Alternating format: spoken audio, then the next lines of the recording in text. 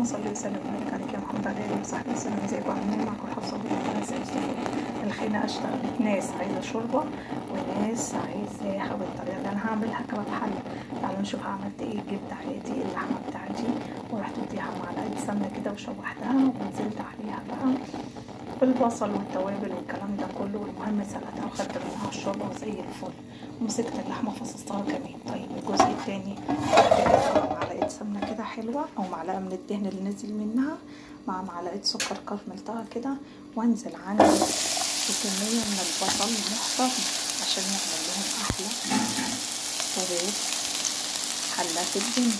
وجبت اللحمه بتاعتي رحت شلت منها اي دهون عشان الواد ما بيحبش الدهون، ورحت فصصتها قسمتها كده لاجزاء صغيره عشان نستفاد من الشوربه وفي نفس الوقت هنطلعها.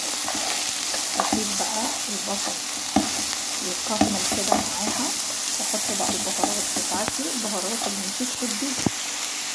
حطيت بقى ملح وكمون وكزبره وفلفل اسود وشطه التحويجه اللي انا عاملاها مع بعض البرطمان. وحطيت كمان قرفه ومعلقه جنزبيل. عايزه اقول لك بينقل الموضوع لحته تانيه خالص. واكيد بقى برطمان السعد بتاعنا اللي هو كان عباره عن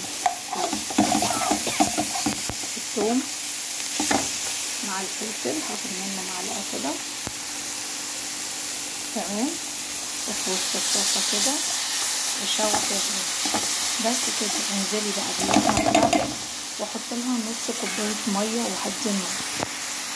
بصوا بقى الجمال، اللهم بارك يا رب، اللهم بارك. اخر حاجه بس حطيت يبقى انا حطيت البصل وحطيت فلفل مع توم، وحطيت كمان اخر حاجه بقى حطيتها اللهم صل على النبي، جبت معلقه دقيق معلقه واحده ودوبتها في شويه ميه كده، ولو ينفع تدوبيها في شويه حليب، بس انا دوبتها في شويه ميه ورحت نزلها عليها. ليه بقى؟ عشان الصوص بتاعنا، بصوا الصوص عامل ازاي، يتقل كده ويبقى ماسك نفسه. ده يتغمس مع شويه رز حبه وحبه او شويه رز ابيض. بصي انسي، بص اللحمه بقت عامله ازاي، اتنقلت لحته تانية خالص. امشي بس بالتكات اللي انا قلت لك عليها. ما شاء الله كميه حلوه قوي عسل. طيب ايه بقى البدائل؟ البدائل يا ست الكل ان انتي بدل ما تحطي معلقه سكر وتكرمليها ممكن تحطي معلقه عسل من الاول. خلاص. ممكن كمان بدل ما احنا عاملين الصوص البني ده ممكن اصلا تحطي صوص الديمي جلاس. تمام. تدوبيه في شويه ميه وتنزليه خلاص بودره كده بتيجي من عند العطار. بس هي اغلى بصراحه، يعني الارخص ان احنا نكرمل كده ونحط معلقه دي هيبقى معانا زي الفل. ممكن كمان اللهم صل على النبي تحطي معلقه صويا صوص. تمام. يعني يا صويا صوص، يا اما عندك الصوص الديمي جلاس، يا اما عندك كمان اللي هو اللهم صل على النبي معلقه السكر. بصوا اللحمه عامله ازاي، بصوا بذمتكم ايه رايكم؟ شايفين اللون القمر ده؟